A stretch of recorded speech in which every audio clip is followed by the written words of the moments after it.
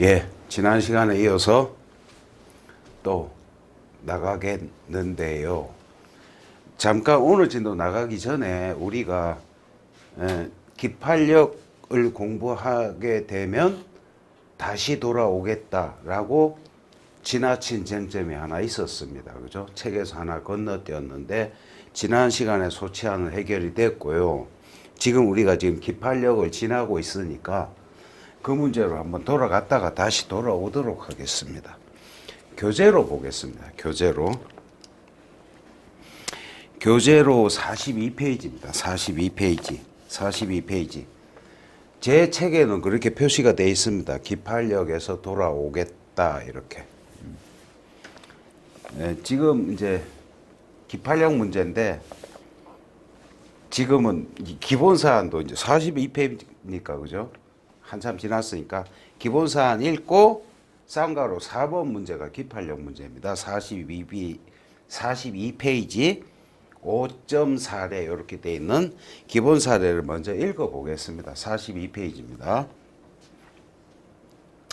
원고가 갑으로부터 그 소유의 미등기 건물을 매수하였으나 등기를 마치지 못하고 있던 중 을과 병이 공모하여 위조한 관계서류 이용 위 건물에 관하여 병명의로 소유권 보존 등기 마쳤고 이어 정명의로 이전 등기.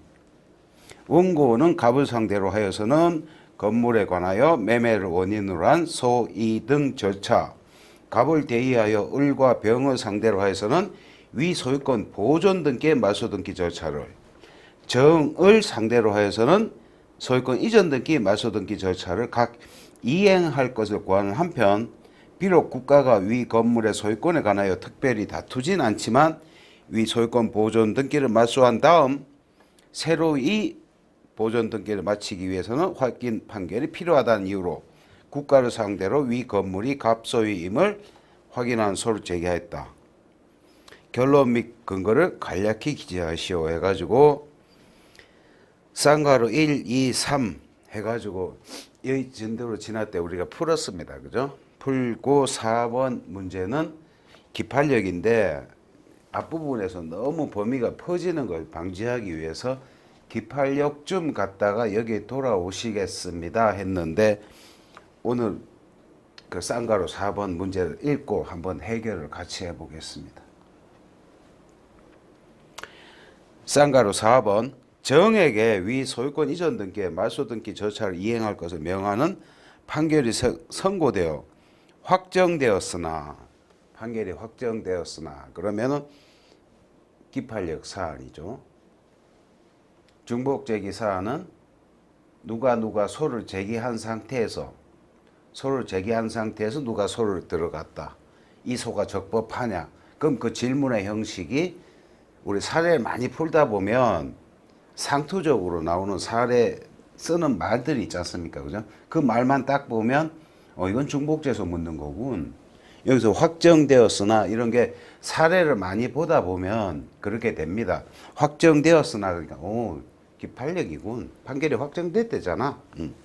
확정되었으나 아직 그 말소 등기가 실행되지 않은 상태에서 위 건물에 관하여 기명의의 소유권 이전 등기와 경명의의 근저당권 설정 등기가 순자로 맞춰져서 원고가 기경을 상대로 하여 위 소유권 이전 등기 내지 근저당권 설정 등기의 각 말소 등기 절차를 이행하는 것을 구하는 새로운 소를 제기하였다고 할 때 기판력 맞다. 그죠? 새로운 소를 제기했다고 할 때 법원은 이에 대하여 어떠한 판결을 선고해야 하는지 설명하시오. 또는 새로운 소를 제기했다고 할 때 이 소는 적법한가? 예, 뭐 이렇게 질문이야 얼마든지 바꿀 수 있겠죠. 그죠? 문제만 보고 대강 우리가 뜻을 알아본 다음에 여기 교재에 있는 사례풀이를 보도록 합시다. 아직 넘기지 마십시오.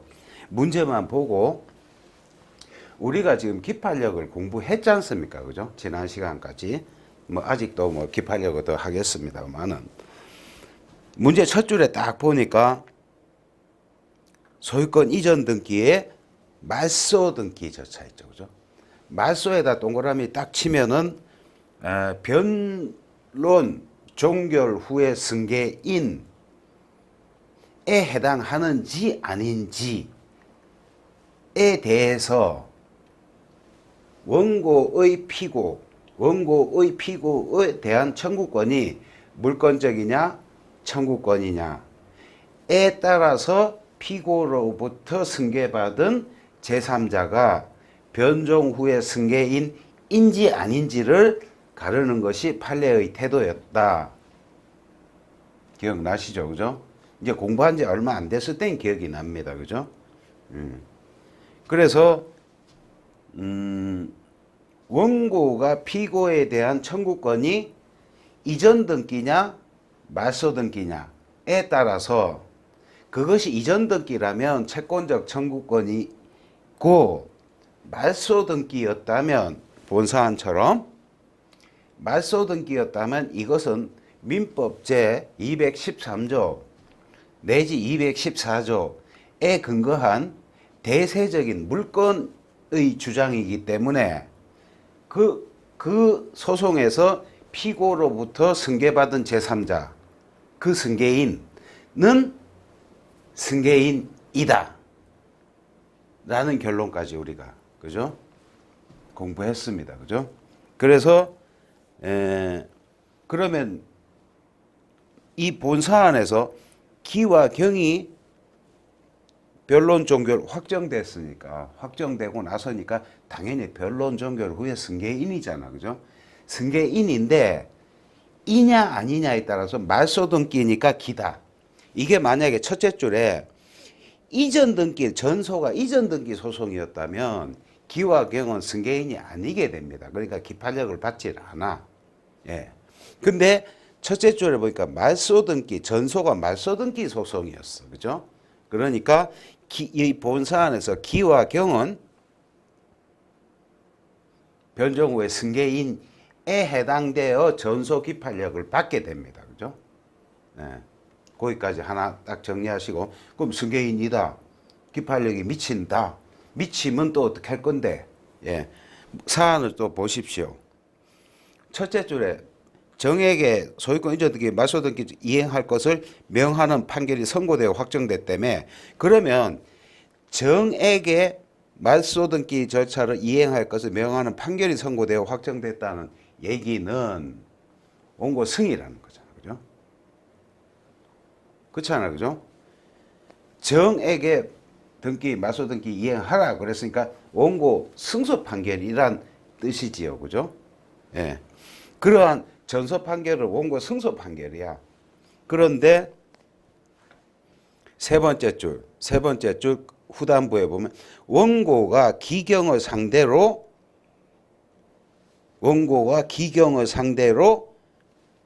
블라블라블라 각 말소 등기 절차 이행할 수 구하는 새로운 소. 요게 후소인 거예요. 그죠? 그럼 전소에서 원고 승소 판결인데 승소받은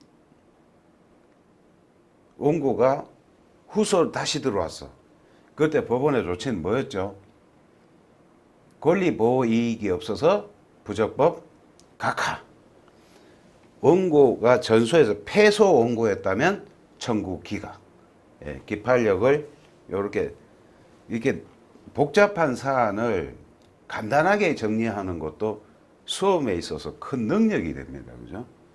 복잡하게 우리가 공부를 했지만 사안을 보고 간단하게 정리를 해야 시험장에서 간단하게 쓸 수가 있어. 그죠? 그러면 이 교재 예시 답안을 한번 확인해 보시죠. 하나 넘기시고 둘 넘기고 48페이지에 가면 48페이지에 보시면 맨 위에 보면 문사의 경우 이렇게 되어 있습니다. 예시 답안 한번 보시죠. 문제 제기해가지고 뭐 제기하라고 하십시오. 결론부터 먼저 써야 돼. 그죠? 어떠한 판결을 선고해야 하는지 그러면 일단 부적법 각하 써놓은 다음에 이유에서 이제 변종의 기판력의 주관적 범위가 이런데 승계인은 이렇고 미쳐서 전서 승소 원고가 들어왔을 때 이렇게 한다, 이렇게 이유를 간략하게 목차 갖춰서 이렇게 써주는 게 간략한 답안이죠. 그 내용이 다 들어있는. 일단 여기서 볼 때는 기판력의 주관적 범위 이걸 먼저 보십시다. 2점 기판력의 주관적 범위, 변론 종결 뒤에 승계인의 범위. 예. 뭐 변종 후에 승계인이라는 것은 그 밑에 보면 동그라미 1번 변론 종결 뒤 1것 이 승계인에 해당할 것 간단하다, 그죠? 변종 후냐 변종 후 맞다 승계인이냐 요거 가지고 승계인이다 아니다를 이제 다투는데 그 밑에 양가로의 학설의 대립에서 동그라미 1에 보면 판례라고 돼 있죠, 그죠?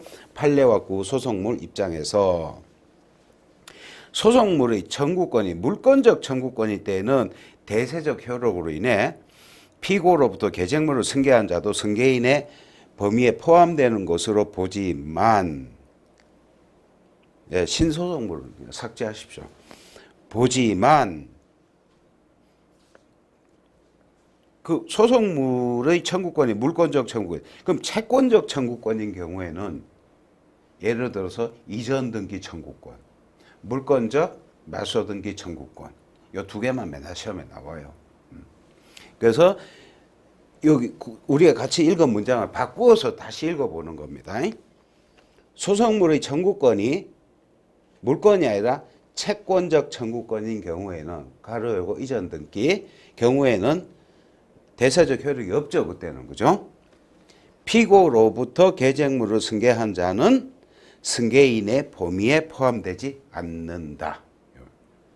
우리가 공부한 문장입니다, 그죠?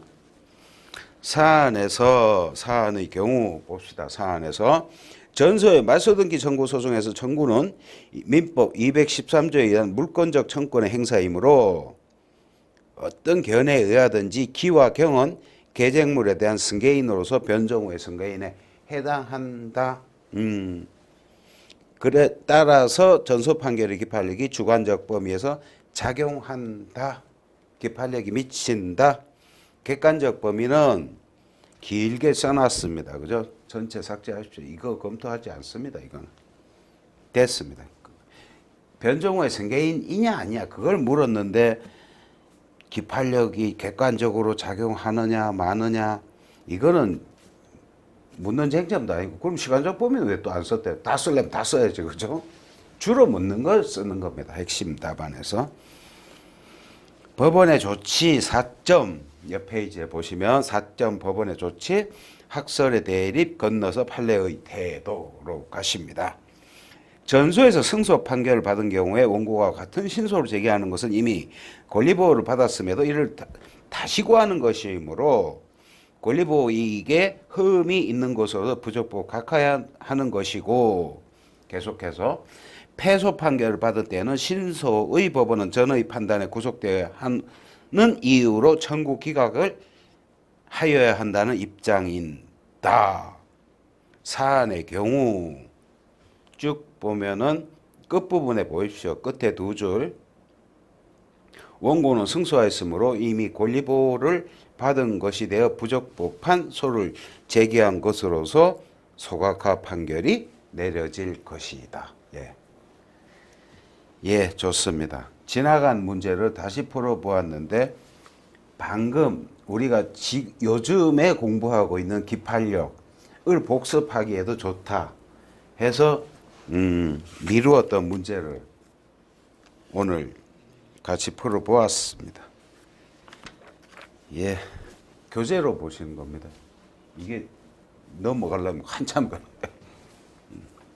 이게 오늘 진도를 지금부터 나가도록 하겠습니다.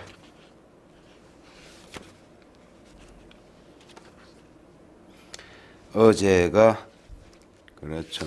일부 청구까지 했었죠. 일부 청구까지 했었고 오늘은 여기입니다. 351페이지. 동문서 문제군요. 예. 이것도 마찬가지로 세 개 다 보고 나서 풀면은 나중에 뭘 푸는지를 몰라, 그죠? 짧게 하나씩 풀려서 나갑시다. 일단 사안 파악 하시지요. 예, 기본 사례입니다. 갑은을에게 금은을 대여하였다. 그랬겠지? 을은 변제기가 지나도록 위 대여금을 변제하지 못하고 있던 중 갑과의 사이에서 위 채무를 병이 인수하는 방안에 관하여 논의하였으나 구체적 내용에 대한 이견으로 결론에 이르지는 못했다. 그 인수 안 됐다는 얘기잖아, 그죠? 그 후 갑이 을을 상대로 위 대여금의 지급을 구하는 소송을 제기하였다. 위 사안을 바탕으로 각 질문에 대한 결론과 이유를 3, 4줄 내외로 쓰시오. 총 50점. 예. 우리 시험에도 가끔 저런 지시를 하는 경우가 있습니다. 3, 4줄 내외, 6, 7줄 내외 또는 10줄 내외로 쓰시오. 이렇게. 이런 시험 형태도 대비를 하셔야 됩니다. 근데 정말 3, 4줄로 쓰라는 게 아니라 당신이 알고 있는 지식을 다 쓰지 말고 내가 질문한 거에 대한 요지만 근거를 들어서 좀 핵심만 써달라. 예, 그런 취지이지요. 그럼 5줄 썼다고 혼나겠습니까? 뭐 2줄 썼다고 짧다고 하겠습니까? 그죠? 내용, 이 질문에 맞는 핵심적인 내용을 짧게 써달라. 예, 그런 시험에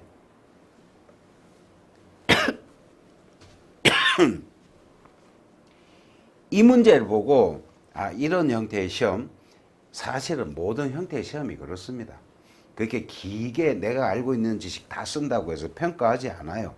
질문에 맞는 대답만 평가를 합니다. 대개.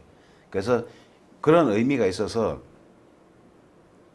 요번 예시답안도 굉장히 짧고 그래서 이런 거 한번 훈련하는 것도 괜찮겠다 그런 생각.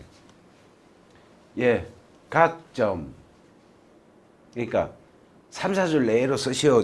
저렇게 저런 지시사항이 없더라도 가급적이면 우리는 질문에 맞는 대답만 하는 문제 훈련하는 게 그런 의미가 있는 거죠. 그죠?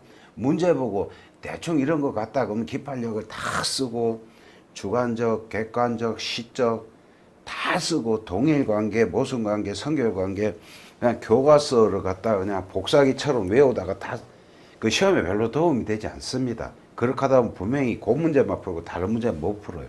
그게 점수에서 불리하다. 질문에서 아까 금방 우리가 푼 문제에서도 변정 후에 승계인이냐 그걸 딱 알아챘으면 그것만 써야지 무슨 객관적 범위까지 시적 범위까지 기판력은 그냥 복사를 해버리는 거예요. 그럼 시험은 그렇게 대응하는 태도가 옳지 않다. 예. 평가도 안 되고 자기만 고생한다. 예. 그렇습니다. 가점.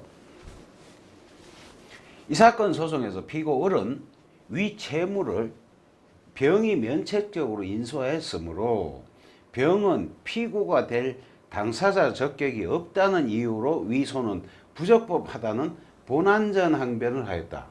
위 본안전 항변이 받아들여져야 하는가? 그 이유는 뭔가? 15점. 본안전 항변은 소송 요건에 관한 항변입니다. 우리가 알고 있는 항변, 소멸시효가 완성되었다는 항변, 나에게는 유치권이 있다는 항변, 예를 들어서 그러니까 원고 주장이 돈 달라 대여금 청구 또는 목적물 토지 인도 청구 뭐 이렇게 그런 주장을 했을 때 항변 우리가 하는 항변 있지 않습니까? 그죠? 분쟁 유형별로 뻔한 요렇게 뻔한 주장에 뻔한 항변하는 것. 그러니까 돈 달라고 하면 소멸시효 완성됐잖아. 그 집 비하라. 땅에서 건물 철거하고 토지 인도하라. 그러면 나한테 유치권이 있는데 또는 내가 점유 취득했는데 라는 피고가 항변하는 그런 우리가 알고 있는 그런 항변은 본안의 항변이라고 합니다. 그래서 그거는 굳이 본안의 항변이라고 하지 않아도 그냥 항변이라고 하는데, 특히 본안 전 항변이라고 전자를 붙인 거는 본안에 들어가기 전에 소송 요건에 대해서 항변하는 겁니다. 혹시 관합이 좀 여기 아닌 것 같은데요, 라든지 좀 이거는 소송 요건에서 뭔가 좀 잘못된 것 같다, 우리 본안에 들어가기 전에 그거부터 따져보자는 그런. 예. 그럼 이 사건 소송에서 을은 자기가 피고 적격이 없다고 지금 본안전 항변한 거 아닙니까? 그죠? 그거에 대해서 예시담을 한번 보시죠. 이행해소죠. 이행해소. 돈 달라는 거니까. 문제의 소재. 야, 진짜 짧다. 그죠? 진짜 짧다.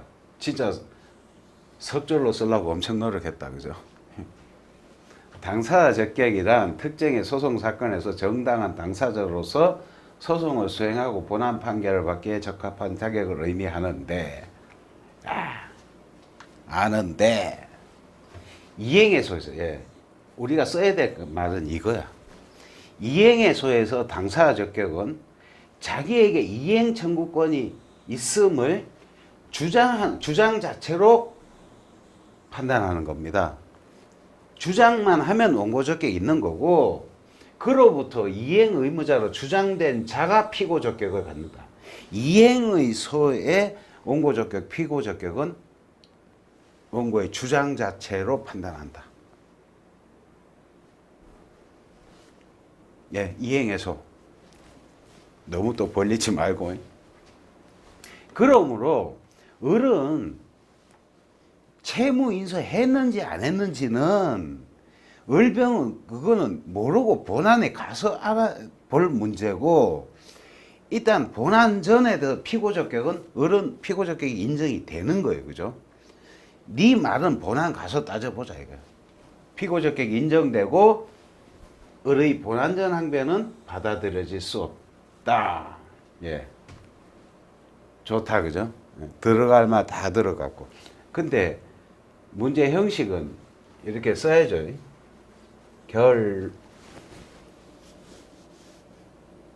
결론과 그 이유를 쓰라고 그랬으니까, 결론, 을의 본안전 항변은 받아들여질 수 없다.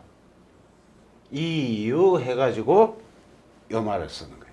당사자 적격까지 쓰면 좋고, 이행해소에서는 본소는 이행해소인데 그 원고 적격과 피고 적격은 원고의 주장 자체로 하는 거지, 뭐 그 말을 딱 쓰는 거, 그럼 석절 나오겠다. 그죠? 이렇게 쓰라는 겁니다. 그죠? 우리가 이렇게 문제를, 옛날 문제를 이렇게 보니까 긴 답안이 많아서 그런데, 사실은 요즘에는 그렇게 길게 쓰게 문제 내지도 않습니다. 질문에 맞는 요지만 좀 써달라는 거지, 그 주변은 다 써달라 그렇게 요구하지도 않아. 그래서 답안지도 양이 줄었어. 그죠? 한 장에다가 그냥 다 쓰게끔. 예, 그러면 또 다음 문제 한번 보십시다. 나점. 이 사건 소송의 계속 중에 을이 반소로 위 대여금 채무의 부존재 확인의 소를 제기하였다면 법원은 위 반소에 대해서 어떤 판결을 해야 되는가? 그럼 그 이유는 뭐냐? 반소래잖아. 그죠? 소를 제기할 때는 소의 이익이 있어야 돼. 마찬가지로 반소를 제기할 때는 반소의 이익이 있어야 됩니다. 그죠? 예. 근데 꼭 한 돈 달라. 채무 이행을 구하는 소에 대해서 채무 부존재 확인의 소를 제기했어. 그건 뭐, 지금 돈 달라니까 내가 너한테 줄 돈이 없다고, 이게 하나만한 소리를 지금, 그죠? 예. 이거는 결론적으로 반소이익이 없다는 건데, 정돈된 문장을 판례 표현 빌려가지고 한번 보십시다.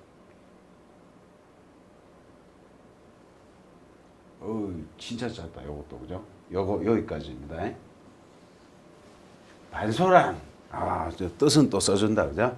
소송 계속 중에 피고가 그 소송 절차를 이용하여 원고에 대해서 제기하는 소를 말하는데, 반소의 이익이라는 말이 빠졌는데, 예,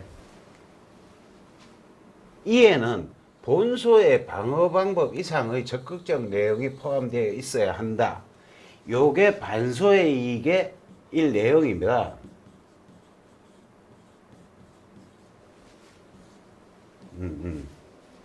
저게 본소가 들어가면서 본소 방어를 해야지. 반소라는 것은 방어하는 거 그 이상의 어떤 그죠? 내용이 포함되어 있어야지. 본소 방어하는 거고 똑같은 걸 본소 방어를 하면 되지. 뭐 또 반소를 제기하냐? 반소 각하시켜 버린다는 거예요. 그죠? 본소 방어 방법 이상의 적극적 내용이 없잖아. 그죠? 돈 달라고 그러는데 채무 부존재 확인해 달라. 그거는 본소송에서 자기가 방어하는 수단이잖아. 그죠? 사안에서 을은 본소 청구 기각을 구하는 것과 같은 내용의 반소를 제기했으므로 요 소는 확인의 소는 부적법 각하를 해야 된다. 이렇게 짧고 쉽고 좋다. 그죠? 오늘은 좀 있으면 어려운 문제 많이 나옵니다. 답전. 갑이종전에 을을 상대로 위 대여금 지급을 구하는 소송 제기하여 승소 확정 판결을 받았는데 딱 눈치가 기판력이다. 그죠?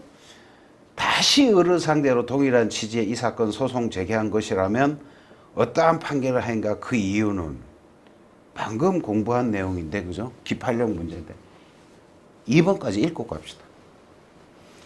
갑이 을을 상대로 한 종전소송에서 이번에는 패소 판결을 받아 확정되었는데 다시 동일한 취지의 이 사건 소송 제기한 것이라면 어떻게 해야 되는가? 그 이유는 답은 알아. 그죠? 우리가 이제 공부해서 이건 각하고 이건 기각이고 그죠? 어떻게 석절로 쓰는가 한번 봅시다. 설문 다합니다. 기판력이란 잘한다. 그죠? 기판력이란 확정된 종구 판결이 당사자와 법원에 대하여 가지는 구속력, 뭐 통용력, 뭐 이상한 저기다 단어들을 썼는데 그죠? 좋습니다. 그죠? 구속력. 말하고 그 본질은 모성금지 라는 게 판례다. 갑이 동일 당사자를 상대로 한 동일한 취지의 판결을 구하는 것은 1번은 승소였으니까 부적법 각하, 2번은 패소 원고였으니까 청구 기각. 그죠?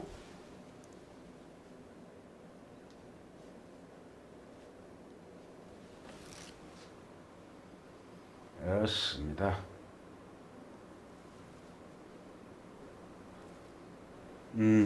다음 문제.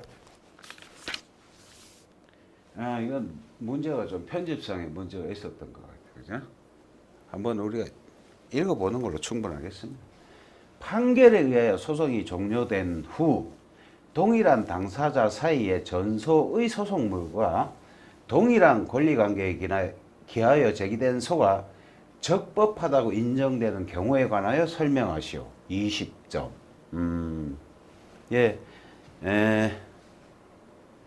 그냥 예를 한번 들면서 쭉 한번 봅시다. 첫 번째 이걸 생각해 볼 수 있겠죠. 그죠? 소송 판결. 소송 판결은 원래 기판력이 없잖아. 그죠? 소송 판결은 소상소로 부적법 각하하는 판결로서 소송 요건, 상소 요건에 흠이 있는 경우에 행하는 것이다. 소송 종료서는 소치와 무효 선언 판결도 성질상 소송 판결에 속한다. 요 표현만 좀 익혀둡시다. 이 경우 소송 요건 등을 보완하여 다시 제소하면 적법하다. 그렇습니다. 소송 판결은 그렇습니다. 그리고 본안 판결이 그 다음에 승소 판결의 본안 판결이 승소로 종결됐어. 그러면 들어가면은 권리보호익이 없다고 해서 부적법 각하되지 않습니까? 그죠? 근데 예외가 있었으니 3가지 예외가 있어요. 아주 교과서 중에, 교과서도 구석진 곳에 있는 건데 어떻게 찾아내셔서 문제를 냈는지, 그죠? 판결의 원본이 멸시돼 버렸다든지 3가지 예외 사유입니다. 판결 내용이 불특정해. 그래서 다시 들어갈 수 있다는 거죠. 그 다음 시효 중단을 위해서 다른 적절한 방법이 없어. 그때는 예외적으로 신소가 허용된다. 여기까지. 그 다음에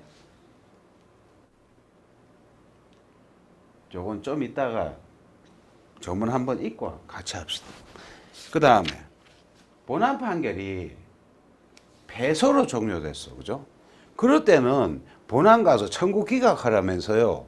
그럼 소는 적법한 거 아닙니까? 그죠? 적법하니까 본안 가서 청구 기각 전체 읽어봅시다. 판례의 모순금지설에 의하면 패소 판결을 받은 때에 원고가 신소를 제기하면 전의 판결 내용과 모순되는 판결에서 아닌되는 구속력 때문에 전소 판결의 판단을 원하여 청구 기각하는 거지 소각하는 아니다는 거죠. 그 얘기는 후소가 적법하다는 얘기잖아. 그죠? 본안에 갔다는 얘기는 거죠. 그 다음에 252조 했는데 조문을 한번 찾아보고 갑시다. 252조. 예, 법 252조입니다. 정기금 판결 변경의 소라고 하는데요. 1항 정기금의 지급을 명한 판결이 확정된 뒤에입니다.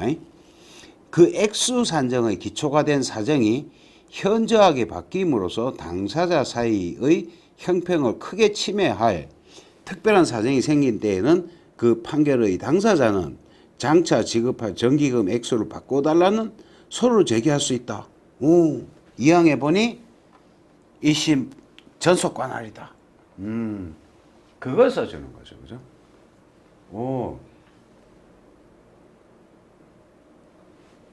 아니, 여태까지는 기판력으로서 안 된다고 그랬는데, 이런 예외도 있다. 그죠? 그래서 그 예외를 써달라는 건데, 승소 그 경우에는 아까 표시했던 거죠? 요 세 개 예외가 있고, 그 다음 패소했을 때는 적법하고, 근데 정기금 변경에서 저런 경우가 있다. 아마 이걸 찾아서 써달라고 한 것이 아닌지, 예, 그렇습니다. 그런 예외들이 있고요. 다음 문제로 넘어가십시다.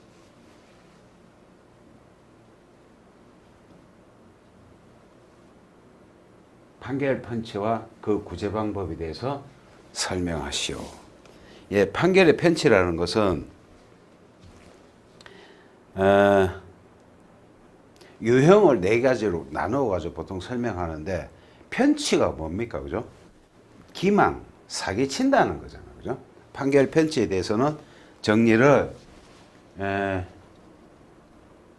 판결의 편취, 당사자가 상대방을 속여 부당한 내용의 판결을 받은 경우를 널리 판결 편취라고 한다.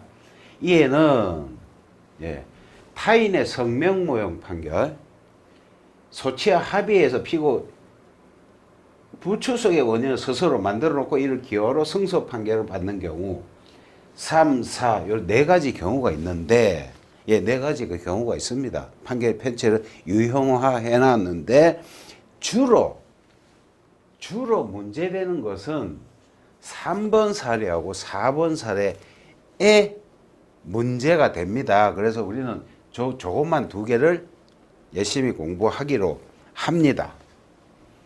3번 주소 불명이라고 속여 공시송달 명령 받아가지고 피고 모르게 승소 판결 받는 경우, 판결 편취죠. 그죠? 3유형입니다. 아니 뭐 이렇게 이름 지은 건 아니에요. 그냥. 그 다음 네 번째, 허위 주소 송달이라고 합니다. 피고의 주소를 허위로 적어가지고 그 주소의 소장 부분 송달케 하고 원고 자신이 가서 송달받아 자백간주로 승소 판결 받는 경우. 주로 요 유형 공시 송달 사안과 허위 주소 송달 사안, 이 주로 판례와 사례들이 많이 있어요. 그래서 주로 저걸 공부합니다. 넓게 얘기하면 1번과 2번 같은 경우도 판결 편취에 들어갑니다. 그래서 판결 편취의 효력, 예, 판결 편취의 효력에 대해서는 그냥 읽어보시면 참고하면 되겠습니다. 설일 뿐입니다. 설. 문제는 구제책이 중요한 거죠. 구제책. 어떡할 거냐 이거지. 효력은 됐고, 뭐 견해가 있고 입장과 견해가 있다. 있으라고 하십시오. 그죠? 우리는 이게 중요한 거죠. 이게. 구제책. 소송법상 구제책. 판례 입장. 그죠? 일유형과 뭐 이런 또 역시 건너뛰고 그죠? 3, 4만 우리가 여기서 자 같이 한번 봅시다. 3이 아까 공시송달 사안이었죠. 네. 공시송달에 의한 판결 편취의 경우에 당사자가 상대방 주소 또는 거소를 알고 있음에도 소재불명 또는 허위 주소나 거소로 하여 소를 제기한 탓으로 공시송달의 방법에 의하여 판결 정문이 송달될 때에는 재심사유에 있어. 그죠?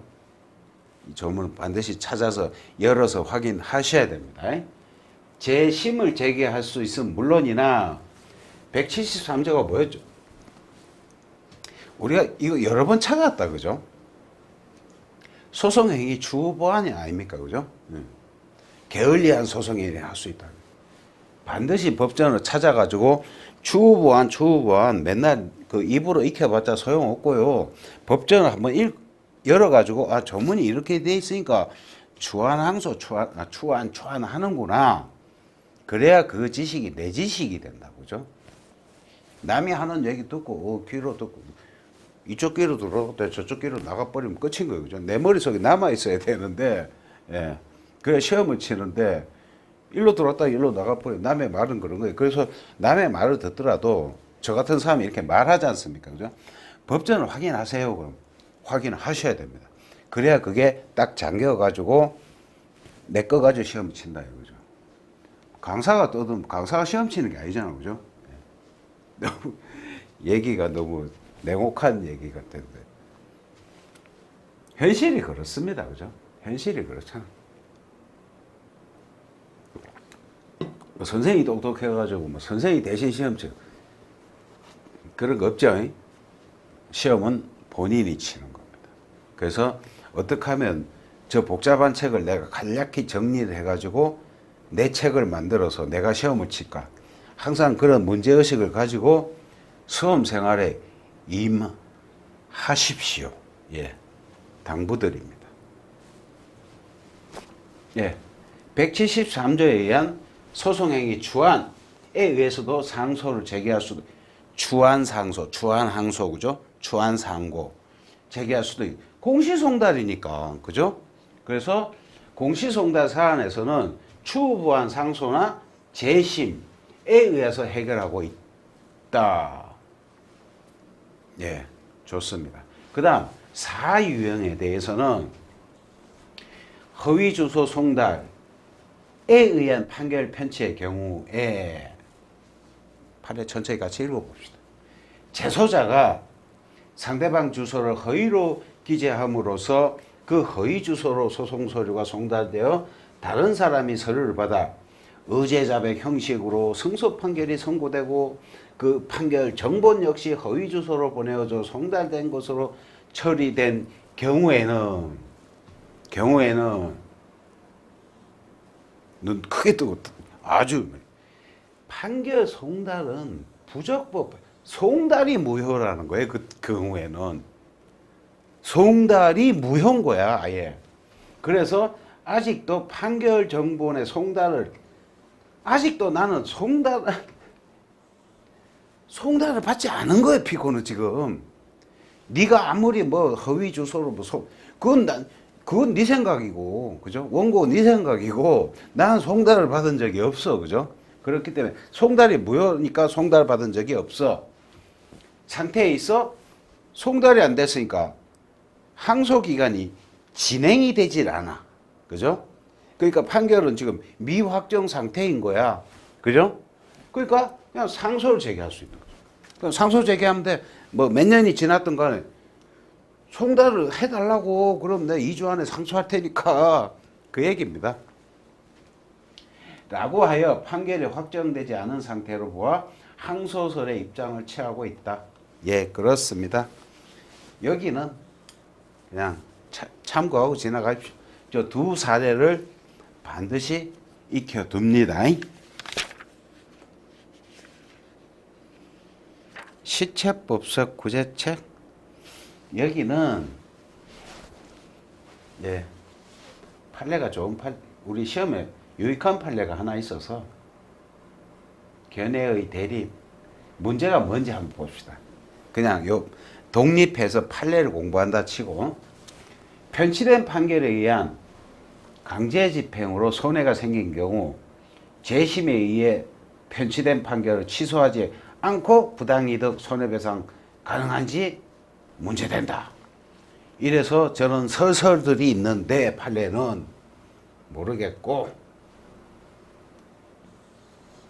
판례 봅시다. 부당이익에 관한 사안에서 판례가 있습니다. 확정 판결이 실체적 권리관계와 이거 사례 잘 나옵니다. 확정 판결이 실체적 권리관계 다르다 하더라도 그 판결이 재심의 소동으로 취소되지 않는 한, 그러니까 재심으로 취소해야지 판결이 엄연히 눈 시퍼렇게 뜨고 살아있어. 그죠?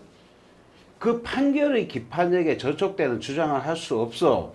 그 판결의 집행으로 교부받은 금원을 법률상 원인 없는 이득이라 할 수 없다. 예, 그렇습니다. 그러니까 소송이 진행되거나 할 때는 자기 절차 보장의 권리를 제때제때 행사해야지. 가만히 있다 나중에 가서 나 억울해요. 예? 안 된다는 거죠. 그죠? 확정 판결에 따라서 건너간 돈이야. 그죠? 근데 그것을 법률상 원인 없다. 부당이득이다. 지 않다는 거죠. 그죠?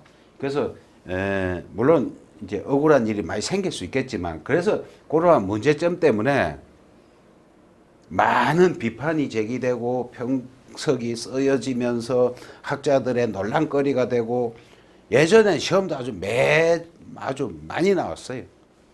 그래서 수험서에도 어느 책에든 실려 있어, 이 판례가.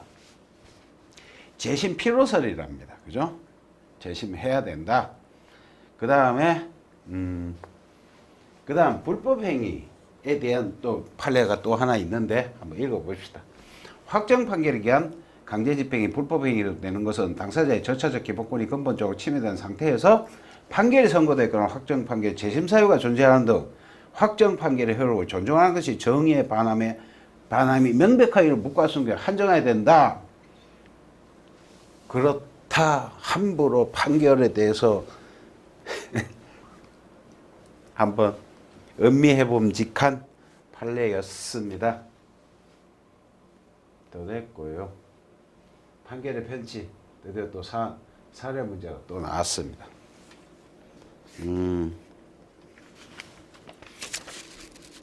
네, 이 문제까지.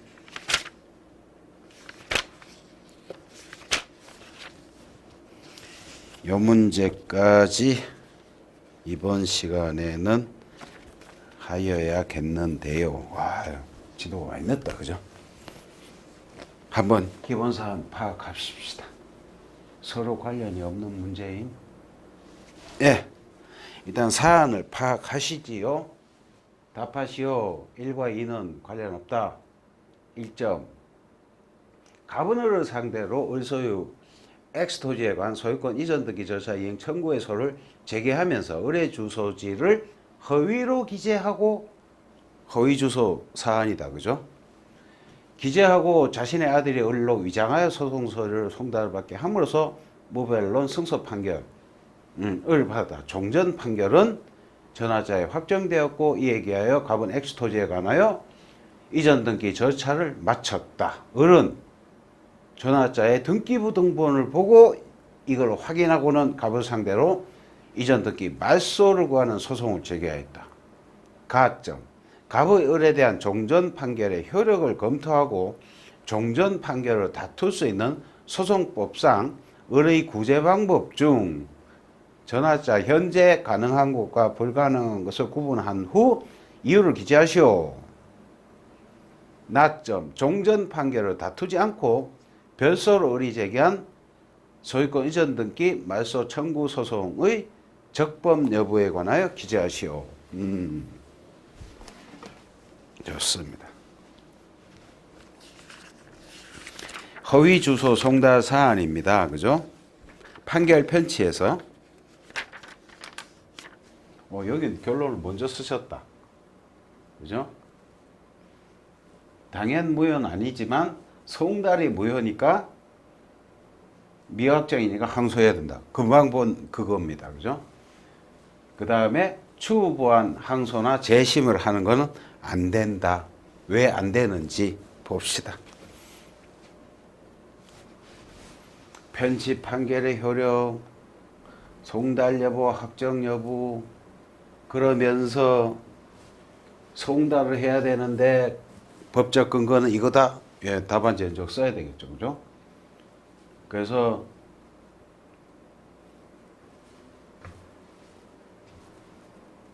이 전문도 인용하면서 항소는 2주 내에 근데 송달이 없으니까 항소 기간이 진행이 안 되고 아까 공부한 그겁니다. 그죠? 미확정이다. 소송법상 구제 방법으로서 항소만이 가능하고 추후 보완 항소나 재심이 왜 안 되냐? 쟤들은 판결이 확정돼야 하는 거 아니에요. 그죠? 판결이 확정된 판결을 대상으로 하는 것이므로 할 수가 없다. 그 다음 별소로 제기한 것은 적법하다.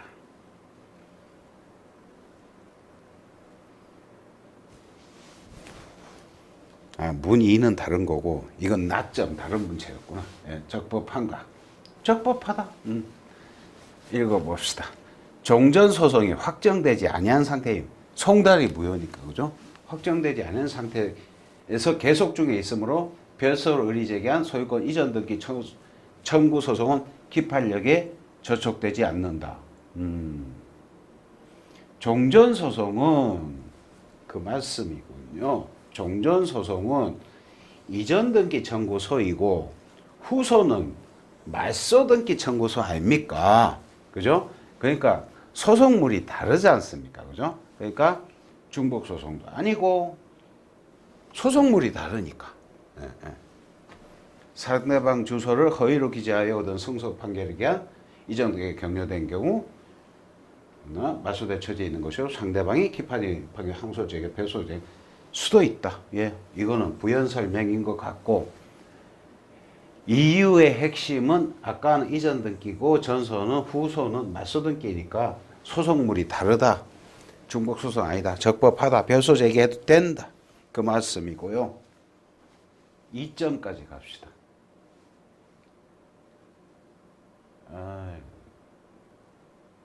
이거는 사안 파악하시죠. 갑은 을이 교도소에 수감된 사실을 속인 채 을을 상대로 대여금 청구해서를 제기하였다. 을이 주소지에 송달이 되지 않자 법원은 을에 대한 송달, 공시송달의 방법으로 하여 소송을 진행한 후 갑의 청구를 모두 인용하는 판결 을 선고하였고 재심 대상 판결은 을에게 공시송달 방법으로 송달되어 전화자 확정되었다. 을은 전화자 판결 정본 등의 발급받고 재심 대상 판결의 존재를 알게 되었고 전할자의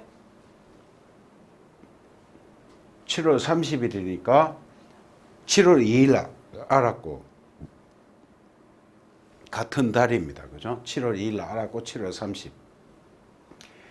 재심의 소를 제기했다. 제1심은 다음과 같은 이유로 재심의 소를 각하하는 판결을 하였는 바 이를 검토한 후 을이 제기한 재심의 소의 적법 여부에 관한 결론 및 이유를 기재하시오. 5점이니까 간략히 기재하시오.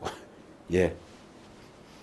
여기서 1심의 조치를 판결 이유로 이렇게 써주시고 잘못된 점을 지적하여 대법원의 결론에 따라서 적법 여부를 판단해 달라 이 말씀입니다. 그죠? 이 판례를 뭐 원심 판례까지 우리가 깊이 알 필요는 없어. 대부분의 견해만 알면 됩니다. 적법한 게 결론인데요. 판례를 봅시다. 적법합니다. 적법한데 여기 이렇게 막 복잡하게 했는데 그냥 읽고 만약에 이해가 안 된다 모르셔도 됩니다. 대부분의 결론만 학습해 놓으시면 됩니다. 읽어도